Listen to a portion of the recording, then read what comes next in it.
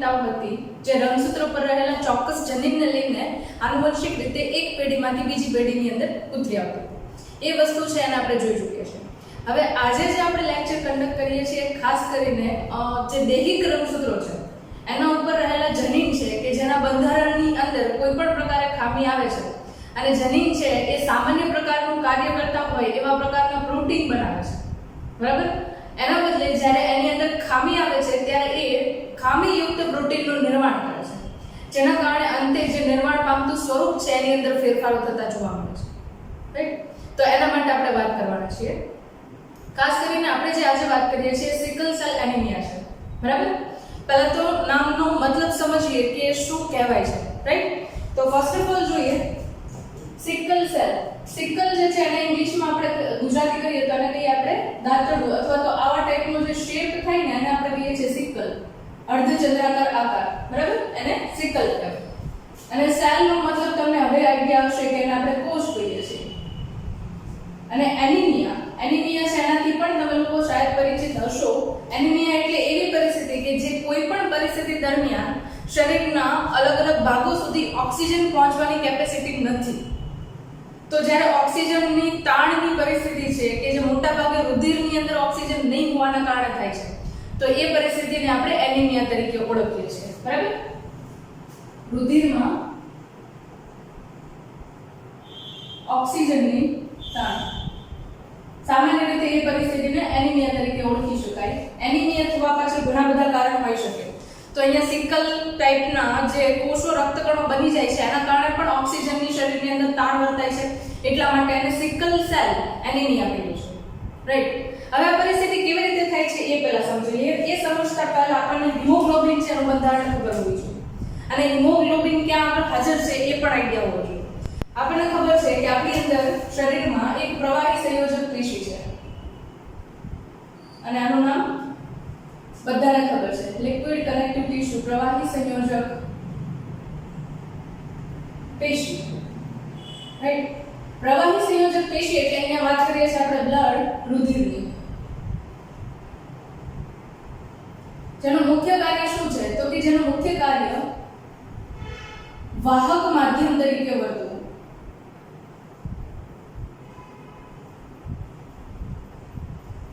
વાહક માધ્યમ એટલે શું? તો કે આપણે જોઈએ છે કે પાચન માર્ગ છે એની અંદર આપણે ખોરાક જાય છે, રાઈટ. ત્યાં આગળ પાચનની પ્રક્રિયા થઈ જાય, એના પછી એ ખોરાક જે છે એનું અભિશોષણ થાય. અભિશોષણ થાય પછી તો કે ત્યાં આગળ આવેલી રુધિર વાહિનીઓ છે જે આંતરડાની અંદર, જઠરની અંદર, લાળ ગ્રંથિની નજીક, આ બધા જ જગ્યાએ તમને રુધિર વાહિનીઓ જોવા મળે છે. એ રુધિર વાહિનીઓ છે ધીરે ધીરે કરતા લોહીની અંદરથી પાચન માર્ગની અંદરથી જે કંઈ પણ પાચિત ઘટકો છે એમનું શોષણ કરશે. અને જે કાર્યકારી કોષો છે કે જેમને ઊર્જાની જરૂરિયાત છે અને ઊર્જાના એક એકમ તરીકે આપણે ગ્લુકોઝને લઈએ છીએ, બરાબર. કાર્બોદિત છે એનો મુખ્ય એકમ ગ્લુકોઝ છે જે મોટાભાગે ગ્લાયકોલિસિસની અંદરથી પસાર થાય છે અને આગળ ઉપર પ્રક્રિયા કરીને કોષીય ચયાપચયના અંતે ઊર્જા આપે છે, રાઈટ. તો એક એક્ઝામ્પલ છે. ત્યારબાદ કોષોએ ચયાપચયની પ્રક્રિયાના અંતે ઉત્સર્જિત પદાર્થો નિર્માણ પામે છે. તો એ બધાને કિડની સુધી પહોંચાડી અને મૂત્ર નિર્માણની પ્રક્રિયા માટે કોણ માધ્યમ છે? રુધિર છે. એ જ રીતે ચયાપચયની પ્રક્રિયા દરમિયાન ઓક્સિજનની, કાર્બન ડાયોક્સાઇડના વહનની જરૂરિયાત રહેશે. તો એ બધી જ વસ્તુઓ છે એમને રેગ્યુલેટ કરવા માટે અંતઃસ્રાવની રિક્વાયરમેન્ટ હશે, બરાબર. તો એ બધી જ વસ્તુઓ છે અંતે કોના વડે ટ્રાન્સપોર્ટ થાય છે? એક જગ્યાએથી બીજી જગ્યાએ વહન કોના વડે પામે છે? તો કે એ માત્ર રુધિર વડે વહન પામે છે. અથવા તો એવું કહું કે આપણા શરીરની અંદર મેજરલી પાર્ટની અંદર રુધિર છે એ રોલ પ્લે કરશે, બરાબર. એમાંની એક પરિસ્થિતિ છે કે જેમાં આપણે કોષીય શ્વસન દરમિયાન ઓક્સિજન એટલે કે જરાક શ્વસનની રિક્વાયરમેન્ટ હોય, એરોબિક રેસ્પિરેશન. તો જરાક શ્વસન દ્વારા આપણને આઈડિયા છે કે વધારે પ્રમાણની અંદર ઊર્જા છે એ ઉત્પન્ન થાય છે. તો વધારે પ્રમાણની અંદર ઊર્જા ઉત્પન્ન કરવા માટે ઓક્સિજનની રિક્વાયરમેન્ટ છે, રાઈટ. અને એ પરિસ્થિતિની અંદર આપણું શરીર છે એ કાર્ય કરી શકે છે. હવે એ ઓક્સિજનને વહન કરવા માટે જવાબદાર કોણ થયા? તો કે અહીંયા આગળ જવાબદાર છે એ છે રક્તકણો. કોના વહન માટે? O2 ના વહન માટે રક્તકણો.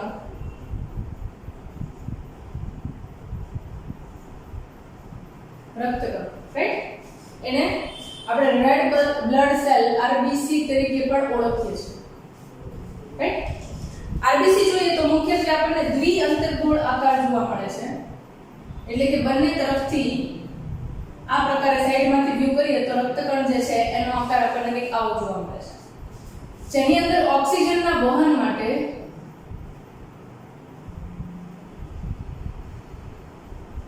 હિમોગ્લોબિન આવેલું હોય, રાઈટ? નામ સાંભળેલું હશે બધાએ.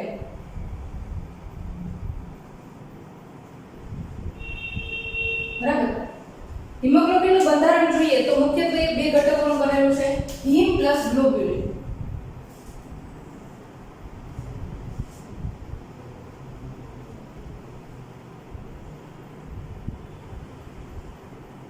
હવે સ્ટાન્ડર્ડ 11 ની અંદર ચેપ્ટર નંબર 18 છે એ તમે જોઈ ગયા છો, અને ચેપ્ટર નંબર 18 ની અંદર રુધિર છે મુખ્ય ઘટક તરીકે આપણે જોઈ ચૂક્યા છે, રાઈટ? તો અહીંયા આગળ હિમ અને ગ્લોબ્યુલિન, બરાબર? તો એમાં ગ્લોબ્યુલિન તમને યાદ હોય તો એ એક પ્રકારનું પ્રોટીન છે, ગ્લોબ્યુલર પ્રોટીન છે એવું આપણે નામ આપીએ છીએ, બરાબર? અને હિમ જે છે એની અંદર પોર્ફાયરિન રિંગ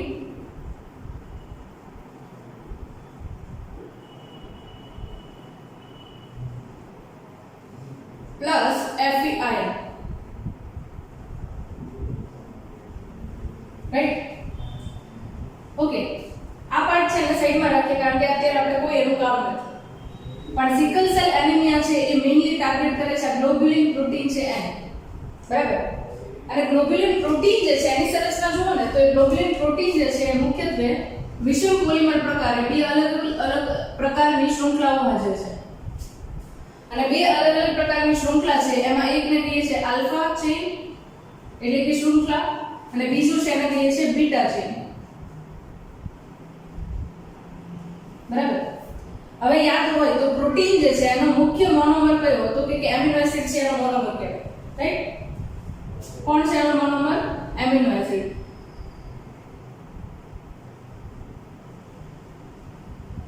અલગ અલગ પ્રકારના એમિનો એસિડ તમે નામ સાંભળેલા હશે, લ્યુસીન, આઇસોલ્યુસીન, વેલાઇન, હિસ્ટીડીન, પ્રોલાઇન, બરાબર? આવા અલગ અલગ 20 થી 22 પ્રકારના એમિનો એસિડ્સ આપણા શરીરની અંદર હાજર છે. જ્યારે એક એમિનો એસિડ છે એ બીજા એમિનો એસિડ સાથે પેપ્ટાઇડ બંધ વડે જોડાય ત્યારે એને ડાઇપેપ્ટાઇડ કહીએ, બરાબર? સેશ ફિગરના થ્રુ સમજીએ. ફોર એક્ઝામ્પલ, ધારો કે આ એક એમિનો એસિડ છે, આ બીજો એમિનો એસિડ છે, બંનેની વચ્ચે CONH પ્રકાર બંધ બને જેને આપણે કહીએ છીએ પેપ્ટાઇડ બંધ, બરાબર? જ્યારે બે અણુ જોડાય ત્યારે એને ડાઇપેપ્ટાઇડ કહીએ, બે થી વધારે અણુઓ જોડાય ત્યારે એને પોલીપેપ્ટાઇડ કહીએ, રાઈટ? અને જ્યારે આવા પોલીપેપ્ટાઇડ બની જાય એટલે કે એકબીજા એમિનો એસિડ છે એકબીજા સાથે જોડાઈ જાય અને એમિનો એસિડ દ્વારા બનતી લાંબી શૃંખલા બનાવે ત્યારે એને કહીએ છીએ આપણે પોલીપેપ્ટાઇડ, બરાબર? શું કહીશું એને આપણે? પોલીપેપ્ટાઇડ. હવે આ પોલીપેપ્ટાઇડ જે છે એની અંદર પ્રાથમિક સંરચના તરીકે તમને પોલીપેપ્ટાઇડ જોવા મળે છે, પછી એની અંદર દ્વિતીય સંરચના થાય જેની અંદર આલ્ફા હેલિક્સ અને બીટા શીટ હોય, alpha helix plus beta sheet, બરાબર? આલ્ફા હેલિક્સ છે એ કંઈક આ રીતે દર્શાવીએ છીએ, બીટા શીટ છે એ કંઈક આ રીતે દર્શાવતા હોઈએ છીએ, બરાબર? તો આ જે છે એ કઈ થઈ તો કે આ જે છે દ્વિતીય સંરચના થઈ, આ છે એ પ્રાથમિક સંરચનાથી પ્રોટીન માટેની, બરાબર? ત્યારબાદ તમે આલ્ફા હેલિક્સ અને બીટા શીટ જે છે એને અલગ અલગ સંરચનાના મુજબ ગોઠવાયેલું જુઓ છો. એના આધારે શું થાય તો કે પ્રોટીન જે છે નિશ્ચિત પ્રકારનો આકાર ધારણ કરે, ધીરે ધીરે કરતા, અને થોડા ઘણા પ્રમાણની અંદર પેપ્ટાઇડ બંધ સાથે હાઇડ્રોજન બંધ અને સલ્ફર બંધ છે એ પણ તમને જોવા મળશે, બરાબર? તો આ જે સંરચના બને કે જેની અંદર આલ્ફા હેલિક્સ અને બીટા શીટ હાજર હોય અને એ ચોક્કસ રીતે આકાર મુજબ ગોઠવણ ધરાવે ત્યારે આ સંરચના છે એને કહીએ છીએ આપણે તૃતીય સંરચના, ટર્શરી સ્ટ્રક્ચર, રાઈટ? આ સંરચના આપણે જોઈશું. તો હિમોગ્લોબિન ની અંદર જે આલ્ફા ચેઇન અને બીટા ચેઇન છે એ કંઈક આ રીતે એમિનો એસિડ છે એકબીજા સાથે પેપ્ટાઇડ બંધની મદદથી જોડાય છે ત્યારે આલ્ફા ચેઇન ની અંદર તમે જુઓ ને તો ટોટલ 141 એમિનો એસિડ છે તે એકબીજા સાથે પેપ્ટાઇડ બંધથી જોડાય છે અને તૃતીય સંરચના સ્વરૂપે પેપ્ટાઇડ છે એ આવેલા હોય છે, બરાબર? એ જ રીતે બીટા ચેઇન છે એની અંદર તમે જુઓ તો 146 એમિનો એસિડ છે એની લાંબી બનેલી શૃંખલા છે, બરાબર? હવે એના પહેલા આપણને એમ થાય કે આ એમિનો એસિડ છે એની અંદર પણ નિશ્ચિત હશે ને. ફોર એક્ઝામ્પલ પહેલા વેલિન અમાઇનો એસિડ જોડાય, પછી પ્રોલિન જોડાય, પછી આઇસોલ્યુસિન જોડાય, પછી લ્યુસિન જોડાય, અમુકમાં હિસ્ટિડીન હોય. એનો મતલબ એવો કે નિશ્ચિત ક્રમની અંદર એમિનો એસિડ છે એક પછી એક ગોઠવાતા હોય છે. તો આ ક્રમ કોણ નક્કી કરે? તમે જુઓ છો કે આપણા શરીરની અંદર એમિનો એસિડના પ્રકાર કેટલા છે? તો કે માત્ર ને માત્ર 20 લઈએ ચલો એડલ્ટ્સની અંદર, એટલે કે પુખ્ત છે એમની અંદર. બરાબર, 20 પ્રકારના એમિનો એસિડ છે. અને 20 પ્રકારના એમિનો એસિડ છે એની સરખામણીએ તમે જુઓ તો શરીરની અંદર પ્રોટીન જે છે એ કેટલી વધારે માત્રામાં છે. એનો મતલબ એવો થાય છે કે અહીંયા આગળ એમિનો એસિડ છે એ અલગ અલગ ક્રમની અંદર અને અલગ અલગ સંખ્યાની અંદર જોડાણ પામે છે, જેના કારણે અલગ પ્રકારના પ્રોટીનનું નિર્માણ થાય છે. બરાબર, વધારે ડિટેલ તમને આ ચેપ્ટરની ક્યાં ખબર પડશે? ચેપ્ટર નંબર 6 આપણે લર્ન કરશું ત્યારે તમને આઈડિયા આવી જશે કે એમિનો એસિડ પેપ્ટાઇડ બંધ અને કેવી રીતે એમિનો એસિડ છે પ્રોટીનમાં નિર્માણ પામે છે, બધું આઈડિયા ક્લિયર થઈ જશે. પણ પ્રાઇમરી બેઝ ઉપર તમે એવું સમજી શકો કે જે આ એમિનો એસિડ છે એને જોડાવા માટેનો ક્રમ છે એ ડીએનએ ની અંદર નિશ્ચિત થયેલો હોય છે. ક્યાં આગળ નિશ્ચિત થયેલો હોય? તો કે ડીએનએ અંદર. ફોર એક્ઝામ્પલ, આ ધારો કે કોઈ કોષ છે, એની અંદર આ કોષ કેન્દ્ર આ જનીનિક દ્રવ્ય, એમાંથી હું આટલો ટુકડો છે એ બહાર કાઢું છું, રાઈટ? અને આટલો ટુકડો બહાર કાઢું છું, એની અંદર એમિનો એસિડ માટે AGCT આ ક્રમ તમને યાદ હશે કદાચ. અને આ શું છે? તો કે એક પ્રકારે નાઇટ્રોજન બેઝ છે જે બેઝ પેર બનાવતા હોય છે. બરાબર, પણ ચોક્કસ રીતે એમિનો એસિડ માટેના કોડ ધરાવે છે. ફોર એક્ઝામ્પલ, અહીંયા આગળ આ 3 જે છે એ એક એમિનો એસિડ માટેનો કોડ છે, આ 3 જે છે બીજા એમિનો એસિડ માટે, આ 3 છે ત્રીજા એમિનો એસિડ માટે. મતલબ ક્લિયર થયો કે અહીંયા આગળ જો AGC આવે છે તો ચોક્કસ પ્રકારનો એમિનો એસિડ આવે છે. બરાબર, ફોર એક્ઝામ્પલ એમિનો એસિડ વેલાઇન આવે છે. એક્ઝામ્પલ આપું છું. બરાબર, પછી આના પછી ધારો કે TAG છે તો ધારો કે ફોર એક્ઝામ્પલ આઇસોલ્યુસિન આવે છે. આના માટે ધારો કે લ્યુસિન આવે છે, આના માટે ધારો કે વેલાઇન આવે છે.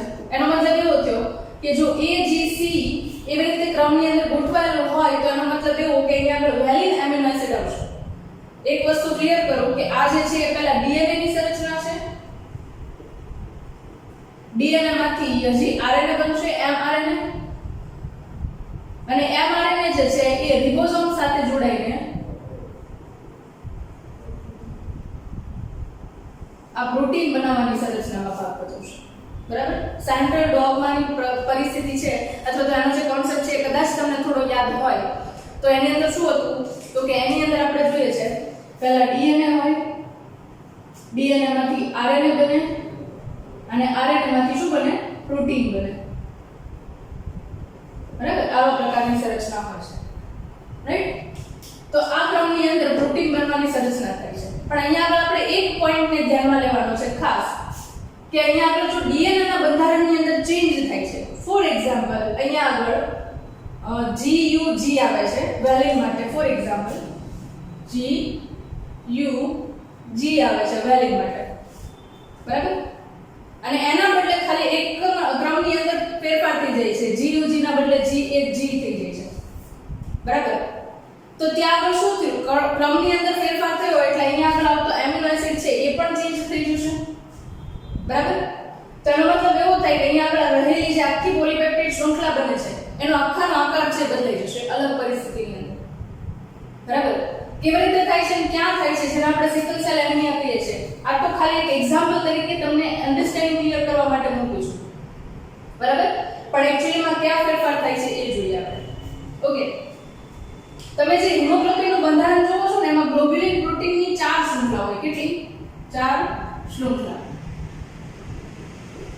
એ 4 પૈકીની 2 શૃંખલા છે એ આલ્ફા શૃંખલા હોય અને 2 શૃંખલા છે એ બીટા શૃંખલા હોય. બરાબર, તમે જ્યારે હિમોગ્લોબિનનું બંધારણ જુઓ ત્યારે ગ્લોબ્યુલિન પ્રોટીનની કેટલી શૃંખલા હોય? 4 શૃંખલા હોય. એમાંની 2 છે એ આલ્ફા શૃંખલા હોય અને 2 જે છે એમને બીટા શૃંખલા કહીએ છીએ આપણે. આલ્ફા શૃંખલા અને બીટા શૃંખલા છે એમાં જ્યારે બીટા શૃંખલાની અંદર રહેલા એમિનો એસિડના ક્રમમાં ફેરફાર થાય છે અથવા તો એવું કહું કે જેનેટિક કોડમાં ફેરફાર થાય છે. બરાબર, તો જ્યારે જેનેટિક કોડની અંદર ફેરફાર થાય છે ત્યારે બનતી અહીંયા આગળ જે બીટા શૃંખલા છે એના બંધારણમાં આખામાં ફેરફાર થઈ જાય છે. બરાબર, જો અહીંયા આગળ શૃંખલાની અંદર ફેરફાર થાય અને બંધારણમાં ફેરફાર થાય તો એના કારણે અહીંયા આગળ હિમોગ્લોબિન જે છે એ સામાન્ય પ્રકારનો ધારો કે હિમોગ્લોબિન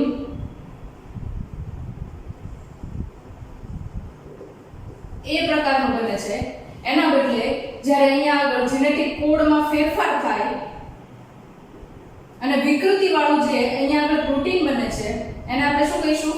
તો કે વિકૃતિ વાળું જે પ્રોટીન બને છે એને આપણે અહીંયા આગળ નામ આપીશું હિમોગ્લોબિન S. બરાબર? S for sickle cell. Right? S for sickle cell. તો સામાન્ય પ્રકારનો હિમોગ્લોબિન હોય તો એના માટે A અને સિકલ સેલ વાળો હોય તો S. આ યાદ રાખી શકો છો. બરાબર? ઓકે. હવે મોલેક્યુલર બેઝિસ ઉપર જોઈએ કે ક્યાં આગળ ક્રમમાં ફેરફાર થાય છે જેના કારણે બીટા શૃંખલાના આકારની અંદર ફેરફાર થાય છે. બરાબર? રિપીટ કરું છું એકવાર. ક્યાં આગળ ચેઇનમાં ફેરફાર થાય છે જેના કારણે તમને અહીંયા આગળ થોડા ઘણા પ્રમાણની અંદર શૃંખલામાં ફેરફાર થવાના કારણે હિમોગ્લોબિન A બનવાના કારણે શું થાય છે? તો કે હિમોગ્લોબિન S નું નિર્માણ થઈ જાય છે જે સિકલ સેલ એનિમિયા માટે જવાબદાર. ઓકે. તો બંધારણીય સ્વરૂપ તરીકે અહીંયા આગળ આપણે પહેલા જોઈએ છીએ સામાન્ય પ્રકારનું હિમોગ્લોબિન હોય તો એના બંધારણમાં શું હોય? રાઈટ? સામાન્ય પ્રકારનું હિમોગ્લોબિન એટલે તમને યાદ હશે હિમોગ્લોબિન માટે HA શોર્ટ ફોર્મ લખી આપણે હિમોગ્લોબિન. બરાબર? અને એની સામે અહીંયા આગળ લખું છું એ પ્રકારની શૃંખલા. એ એટલે સામાન્ય પ્રકારની બીટા શૃંખલા છે એના માટે. બીજું અહીંયા લખી શકીએ આપણે HAS એટલે કે સિકલ સેલ એનિમિયા માટે બીટા શૃંખલા.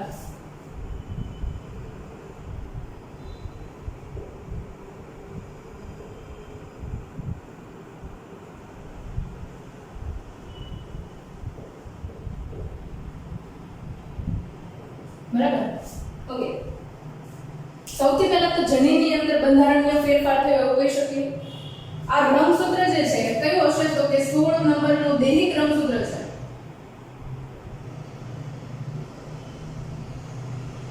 બરાબર? એના ઉપર રહેલું પ્રચ્છન્ન જનીન છે એના માટેની આ સિકલ સેલ એનિમિયાની ખામી છે. પ્રભાવી જનીન છે કયું છે? સામાન્ય શૃંખલા માટેનું છે. આ યાદ રાખજો. બરાબર? આ કયું છે? તો કે પ્રચ્છન્ન જનીન છે, દૈહિક રંગસૂત્ર સાથે સંલગ્ન છે. બરાબર? એટલે જો આ રીતે આવેલું હશે SS તો જ એ સિકલ સેલ એનિમિયા માટે મેજોરિટીલી રિસ્પોન્સિબલ હશે. બરાબર?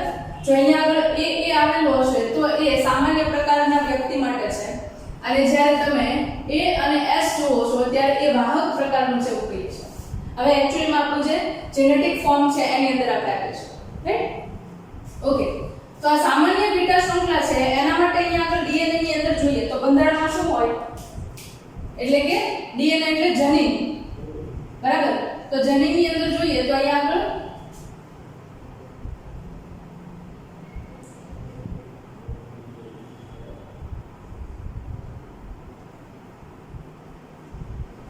CAC. બરાબર? આ જનીનની અંદર આવેલું બંધારણ છે. એમાંથી સૌથી પહેલા શું બનશે? mRNA બનશે. બરાબર?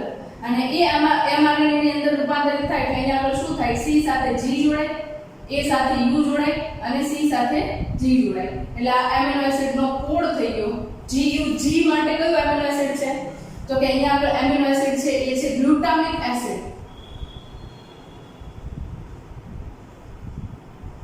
ઓકે. હવે ક્રમ કહી દઉં. અહીંયા આગળ જ્યારે બીટા શૃંખલાની શરૂઆત થાય છે ત્યારે કેટલા એમિનો એસિડની બીટા શૃંખલા બનેલી હતી? તો કે 146 એમિનો એસિડની બનેલી હતી. એમાં CAC એટલે કે ગ્લુટામિક એસિડ માટેનો કોડ કેટલાનો છે? તો કે છઠ્ઠા નંબરના ક્રમ ઉપર ગ્લુટામિક એસિડ જોડાય છે. એનો મતલબ એવો થયો કે પહેલું એમિનો એસિડ, બીજું એમિનો એસિડ, ત્રીજું, ચોથું, પાંચમું અને છઠ્ઠું એમિનો એસિડ એટલે ગ્લુટામિક એસિડ છે. બરાબર?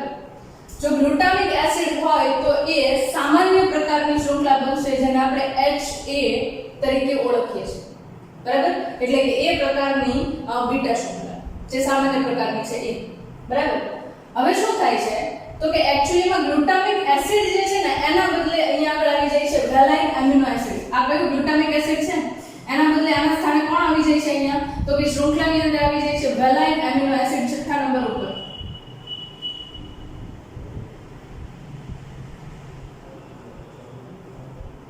Amino acid, right? કયા ક્રમ ઉપર? છઠ્ઠા નંબરના ક્રમ ઉપર. બાકી જે અહીંયા આગળ પહેલેથી પાંચમા ક્રમ સુધી છે એ એમિનો એસિડ એમ નામ છે 1 2 3 4 5 અને છઠ્ઠા ક્રમ ઉપર વેલાઇન આવી ગયું એમિનો એસિડના ક્રમની અંદર.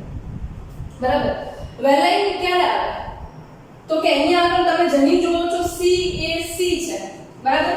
એના બદલે જ્યારે સિકલ સેલ એનિમિયા હોય ત્યારે દેહી ક્રમસૂત્રનું જે જનીન છે કે જે હિમોગ્લોબિન બનાવે છે એ જનીનની અંદર તમે જુઓ તો જનીનની અંદર ખાલી એક જ એમિનો એસિડ છે એના ક્રમની અંદર નાઇટ્રોજન બેઝમાં ફેરફાર થાય છે. જનીન CTC આવી જાય છે. એ આવવું જોઈએ એના બદલે શું આવી જાય છે? તો કે એડેનિનના બદલે અહીંયા આગળ DNA ના બંધારણમાં થાઇમિન આવી જાય છે. તો જ્યારે એમાંથી mRNA બને છે, બરાબર? mRNA બને છે ત્યારે અહીંયા આગળ શું આવી જાય છે? તો કે C છે એટલે G, C ની સાથે G જોઈન્ટ થાય. તમને જુઓ DNA નું બંધારણ યાદ હોય ચેપ્ટર નંબર 9 ની અંદર જોઈએ તમે સ્ટાન્ડર્ડ 11, બરાબર? તો એની અંદર તમે જોતા હતા કે નાઇટ્રોજન બેઝ C હોય તો એની સાથે નાઇટ્રોજન બેઝ G, બરાબર?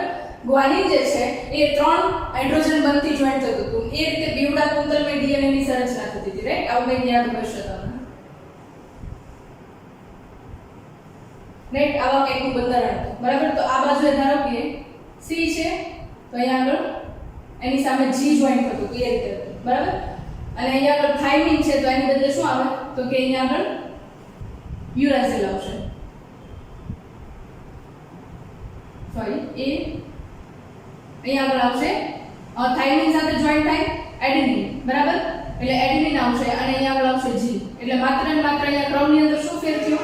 તો કે GU G ના બદલે GAG આવી જાય છે અને GAG છે કોના માટેનો કોડ છે? તો કે વેલાઇન એમિનો એસિડ માટેનો કોડ છે. તો એટલા માટે શું થવાનું? તો કે શૃંખલાની અંદર 146 નંબરમાંથી માત્ર ને માત્ર છઠ્ઠા નંબરના ક્રમની અંદર ગ્લુટામિક એસિડના બદલે શું આવી જાય છે? તો કે વેલાઇન એમિનો એસિડ આવી જાય છે અને એ વેલાઇન એમિનો એસિડના કારણે જે બનતી બીટા શૃંખલા છે અને શું કહીએ છીએ આપણે? સિકલ સેલ એનિમિયા માટે જવાબદાર હોય એવા પ્રકારની બીટા શૃંખલા કહીએ છીએ, બરાબર? ઓકે, હવે અહીંયા આપણે એક વસ્તુ ક્લિયર કરવાની છે. લાસ્ટ ટાઈમ આપણે જોયું હતું X રંગસૂત્ર સંલગ્ન આનુવંશિકતાનું વહન જોયું, જેની અંદર આપણે એવું જોતા હતા કે અહીંયા આગળ જે સંતતિ છે મેજોરિટી પ્રમાણની અંદર નર સંતતિ છે વધારે અસર પામતી, એટલે કે પુત્ર જે છે એના ઉપર વધારે અસર થતી. જ્યારે અહીંયા એવું કંઈ થશે નહીં, કારણ કે આ 16માં દેહી ક્રમસૂત્રની ખામી છે એટલે નર અને માદા બંને પ્રકારની સંતતિની અંદર સમાન રીતે એ વહેંચણી પામશે. હવે 3 અલગ અલગ પરિસ્થિતિ જોઈએ. આ આઈ થિંક તમને લોકોને ક્લિયર છે, બરાબર? 3 આપણી પાસે અલગ અલગ પરિસ્થિતિ છે. H B, અહીંયા આપણે A ના બદલે હિમોગ્લોબિન માટે B લખશું આપણે. હિમોગ્લોબિન A એટલે કે આના માટે જનીન લખવું હોય તો આપણે કઈ રીતે લખી શકીએ? તો કે જનીન માટે આપણે લખીએ ઓટોસોમલ ક્રોમોસોમ એટલે કે દેહી ક્રમસૂત્ર માટે A, બીજા દેહી ક્રમસૂત્ર માટે કારણ કે જોડમાં આવેલા છે તો અહીંયા આગળ લખીએ H, રાઈટ? એના પછી જોઈએ આ જે છે કઈ થઈ? તો કે ઓલમોસ્ટ અહીંયા ઊંધું થઈ ગયું છે લાગે છે. હા, હિમોગ્લોબિન માટે H અને અહીંયા આગળ લખીએ આપણે ઉપરની તરફ કેવા પ્રકારની? એ એટલે સામાન્ય પ્રકારની શૃંખલા છે, બરાબર? તો એ સામાન્ય પ્રકારની શૃંખલા દર્શાવે છે તો વ્યક્તિ કેવું છે? તો કે જેની અંદર સિકલ સેલ એનિમિયા હશે નહીં પણ સામાન્ય હશે, બરાબર? બીજું છે અહીંયા શું છે? તો કે બીજું અહીંયા આગળ છે H A અને HS એટલે કે બે બીટા શૃંખલા છે અહીંયા આગળ, રાઈટ? એમાંથી એક બીટા શૃંખલા છે એ કદાચ એવું બને કે સામાન્ય પ્રકારની છે અને એક બીટા શૃંખલા છે એ સિકલ સેલ એનિમિયા પ્રકારની નિર્માણ પામે છે. કારણ કે તમને યાદ હોય તો અહીંયા આગળ આપણે રંગસૂત્રો જોઈએ છીએ કેવા હોય છે? જોડમાં આવેલા રંગસૂત્રો હોય. તો આના ઉપર ધારો કે H એ જનીન હાજર છે અને અહીંયા આગળ કયું છે? S જનીન હાજર છે, રાઈટ? તો અડધી શૃંખલાઓ બનશે આવા પ્રકારની હશે અને અડધી શૃંખલાઓ બનશે આવા પ્રકારની હશે. તો આવા પ્રકારનો જે વ્યક્તિ છે એને શું કહેશું આપણે? તો કે એને કહેશું આપણે વાહક. આ તમને યાદ હશે, નર હોય કે માદા હોય ગમે એની અંદર આ જનીન હાજર છે તો એનો મતલબ શું? એ વાહક છે, બરાબર? થર્ડ કન્ડિશન છે HS એટલે કે હિમોગ્લોબિનની બંને શૃંખલાઓ બીટા શૃંખલાઓ છે કેવી આવે છે તો કે બંને સિકલ સેલ એનિમિયા પ્રકારની આવશે તો એ સિકલ સેલ એનિમિયા માટે જવાબદાર હોય એવો વ્યક્તિ બરાબર એટલે હું ઇન શોર્ટ એવું કહી શકું કે એ રોગિષ્ટ છે બરાબર હવે ત્રણેય અલગ અલગ પરિસ્થિતિ છે એને થોડી જોઈએ ત્રણેય અલગ અલગ પરિસ્થિતિ છે એની અંદર શું થાય છે તો કે સામાન્ય વ્યક્તિ છે એની માટે આપણને કોઈ પ્રશ્ન નથી રોગિષ્ટ વ્યક્તિ છે એની અંદર નક્કી છે કે જે રક્તકણો બને છે બધા જ કેવા હશે તો કે મોટા ભાગના છે એની અંદર સિકલ સેલ એનિમિયા જોવા મળે છે હવે એક વસ્તુ સમજીએ કે જ્યારે બીટા શૃંખલા છે એની અંદર સિકલ સેલ એનિમિયા હાજર છે ત્યારે એ ઓક્સિજનને એક જગ્યાએથી બીજી જગ્યાએ વહન કરવા માટે સક્ષમ નથી તો આવા પ્રકારના રક્તકણની ખાસિયત શું તો કે O2 વહન કરવા માટે સક્ષમ નથી બરાબર હવે ઓલમોસ્ટ એમ સમજો કે બધા જ પ્રકારના રક્તકણ બને છે એની અંદર શું થવાનું સિકલ સેલ એનિમિયા ઓલમોસ્ટ હાજર હશે તો જ્યારે સિકલ સેલ એનિમિયા હાજર હશે તો એ પરિસ્થિતિના કારણે અહીંયા આગળ તમને એવું જોવા મળશે કે હિમોગ્લોબિન છે એ ઓક્સિજન શરીરની અંદર પૂરતું પહોંચાડી શકશે નહીં રાઈટ બીજી પરિસ્થિતિ શું તો કે સામાન્ય રીતે આપણે જોઈએ છીએ કે રક્તકણનું જીવનકાળ કેટલો છે આયુષ્ય કેટલું છે તો કે રક્તકણનું આયુષ્ય જે છે એ તમને લગભગ 90 થી 120 દિવસ જેટલું જોવા મળે છે પણ અહીંયા આપણે જે સિકલ સેલ એનિમિયાના કારણે જે રક્તકણો બને છે એનું આયુષ્ય છે એ ખૂબ ઓછું હોય છે ખૂબ ઓછા સમયમાં મૃત્યુ પામે બરાબર આ એક વસ્તુ ખાસ યાદ રાખો ત્રીજી અને સૌથી અગત્યની સારી એવી વાત કહી શકાય ને તો જે વાહક વ્યક્તિ છે અથવા તો એવું કહું કે સિકલ સેલ એનિમિયા ધરાવતા રક્તકણો છે એવા પ્રકારના વ્યક્તિની અંદર મેલેરિયા થતો નથી બરાબર આ એક વસ્તુ છે હવે આ કોની વાત કરી આપણે તો કે જે સિકલ સેલ એનિમિયા ધરાવતા હોય એવા પ્રકારના રક્તકણો હોય તો એની લાક્ષણિકતા માટે વાત કરીએ હવે આપણે વાત કરી લઈએ સિકલ સેલ એનિમિયા છે એ વ્યક્તિનું આયુષ્ય કેટલું છે વાહક છે એ વ્યક્તિનું આયુષ્ય કેટલું છે અને સામાન્ય વ્યક્તિ છે એના માટે તો કોઈ પ્રશ્ન નથી right okay sickle cell anaemia થશે તો એના કારણે શું થશે તો કે આપણે સામાન્ય રીતે રુધિર વાહિનીઓ જોઈએ છે ધારો કે આ એક રુધિર વાહિની છે બરાબર એની અંદર રક્તકણો છે દ્વિઅંતરગોળ પ્રકારના છે એ સામાન્ય રીતે વહન પામી જશે એને કોઈ પ્રોબ્લેમ નહીં પણ જ્યારે સિકલ સેલ એનિમિયા ધરાવતો જે રક્તકણ છે બરાબર એ વહન પામતો હશે ત્યારે મોટા ભાગની વાહિની છે એની અંદર આવી રીતે ક્લમ્પ થઈ જશે એટલે કે ગાંઠાઓનું નિર્માણ કરશે બરાબર અને જ્યારે આવા પ્રકારે ગાંઠાનું નિર્માણ થાય છે ખાસ કરીને કયા પ્રદેશની અંદર તો કે આપણે જે બરોળ કહીએ એટલે કે સ્પ્લીન છે એની અંદર હૃદયના કોષો છે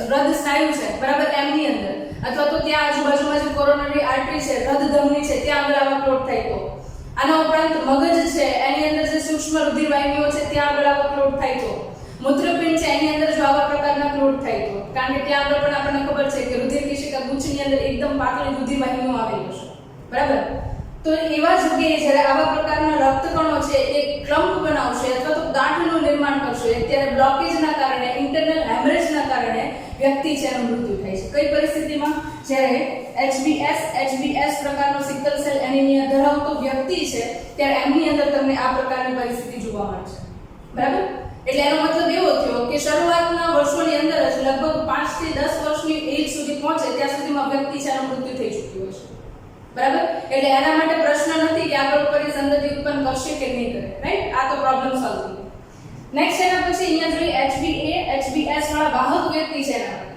ખાસ કરીને એક વસ્તુ અહીંયા જોવાની કે દાંતરડા આકારના રક્તકણો છે એ ગમે ત્યારે નહીં બની જાય પણ કોઈ પણ વ્યક્તિ છે એના શરીરની અંદર જ્યારે ઓક્સિજનની તાણ વર્તાય છે ત્યારે બહુલીકરણની પ્રક્રિયાના કારણે રક્તકણનો આકાર છે હિમોગ્લોબિનની બીટા શૃંખલાની અંદર ચેન્જ થવાના કારણે બદલાય છે ગમે ત્યારે ચેન્જ નહીં બરાબર પણ હવે અહીંયા આગળ તમે સિકલ સેલ એનિમિયા ધરાવતો રોગિષ્ટ વ્યક્તિ જોવો છો તેની અંદર તો બધા જ રક્તકણો આવા પ્રકારના બનવાના છે એટલે એની અંદર આ પરિસ્થિતિ છે એ સૌથી પહેલાના ટાઈમમાં જોવા મળશે એના કારણે એ અર્લી એજની અંદર મૃત્યુ પામે છે હવે વાત કરીએ અહીંયા આગળ HbA અને HbS વાળા એટલે કે અડધા રક્તકણો છે કેવા બને છે તો એ અડધા રક્તકણો છે એ સામાન્ય પ્રકારના બને છે એટલે કે દ્વિઅંતરગોળ આકાર સાથે બને છે અને બાકી રહેતા અડધા રક્તકણો છે કેવા પ્રકારના બને છે તો કે સિકલ સેલ એનિમિયા છે એ પ્રકારના રક્તકણો બને છે રાઈટ તો જ્યારે સિકલ સેલ એનિમિયા માટે વાહક વ્યક્તિ છે ત્યારે એમની અંદર પ્રોબ્લેમ ક્યારે શરૂ થાય તો કે ધારો કે કોઈ એવી એક્ટિવિટી કરે છે જેના કારણે ઓક્સિજન કન્ઝમ્પશન શરીરની અંદર વધી જાય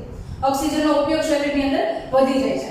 ત્યારે એ પરિસ્થિતિની અંદર ઓક્સિજનનો ઉપયોગ વધવાના કારણે એમની અંદર જે સામાન્ય પ્રકારના બીટા શૃંખલાના રક્તકણો હતા કે જેમની અંદર જનીન છે એ વેલાઇન પ્રકારના એમિનો એસિડ સાથે પ્રોટીન બનાવે છે.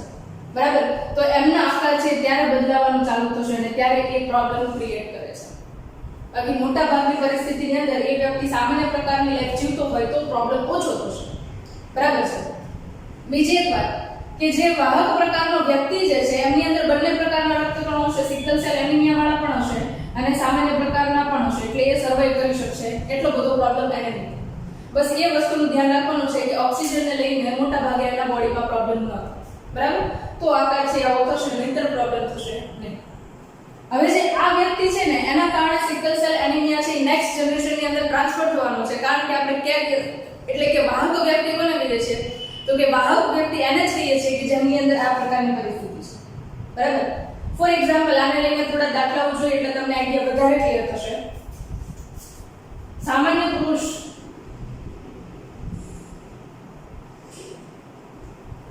ના મેરેજ જ્યારે વાહક હોય એવા પ્રકારની સ્ત્રી સાથે થાય છે, એટલે કે સિકલ સેલ એનિમિયા માટે વાહક હોય એવા પ્રકારની સ્ત્રી સાથે થાય છે, ત્યાં તમને એવું પૂછાય કે કેટલા પ્રમાણમાં સંતતિ છે એમની અંદર સિકલ સેલ એનિમિયા જોવા મળશે અથવા તો પર્સન્ટેજ શું હશે.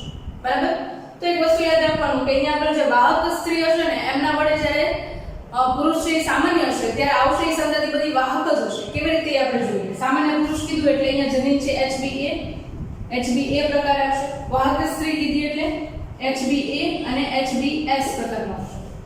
યુનિટ સ્ક્વેર ની અંદર આપણે આ મૂકીએ. 2 મિનિટની અંદર સમ ક્લિયર. Right, okay. નરજન્યુઓ અહીંયા મૂકીએ, માદાજન્યુઓ છે અહીંયા મૂકીએ. રાઈટ, HA હિમોગ્લોબિન માટે, સોરી, હિમોગ્લોબિન સામાન્ય પ્રકારનું, હિમોગ્લોબિન સિકલ સેલ એનિમિયા માટે. રાઈટ, હવે અહીંયા આગળ જોઈએ તો HA અહીંયા આગળ HA અને HS, તો બે સંતતિ છે કેવી આવશે? 50% સંતતિ વાહક આવશે અને 50% સંતતિ છે એ સામાન્ય આવશે. ધારો કે તમને એવું કહે છે કે વાહક સ્ત્રીના મેરેજ વાહક પુરુષ સાથે થાય છે, અથવા આની અંદર ટ્વિસ્ટ પણ કરી શકાય. વાહકના બદલે એવું કે વિષમ યુગ્મી પ્રકારનો સિકલ સેલ એનિમિયા માટેનું જનીનનું બંધારણ. રાઈટ, તો વિષમ યુગ્મી કે તો અહીંયા આગળ વાહક થઈ ગયું અને અહીંયા પણ વાહક છે, તો ત્યારે અહીંયા શું થશે? તો કે પુરુષની અંદર પણ આ આવશે S. બરાબર, તો અહીંયા આગળ એક ની અંદર ખાલી ચેન્જ કરતા કે આપણે અહીંયા આગળ S થઈ જશે, અહીંયા આગળ બંને શૃંખલા છે એની અંદર S થઈ જશે. તો શું થયું અહીંયા? તો કે 25% સંતતિ છે સામાન્ય પ્રકારની આવી. બરાબર, બાકીની 50% સંતતિ જે છે એ વાહક પ્રકારની આવે. તમે સોલ્વ કરશો એટલે ઓટોમેટિકલી તમને આઈડિયા આવી જશે. અને 25% છે એ કેવી હશે? તો કે સિકલ સેલ એનિમિયા.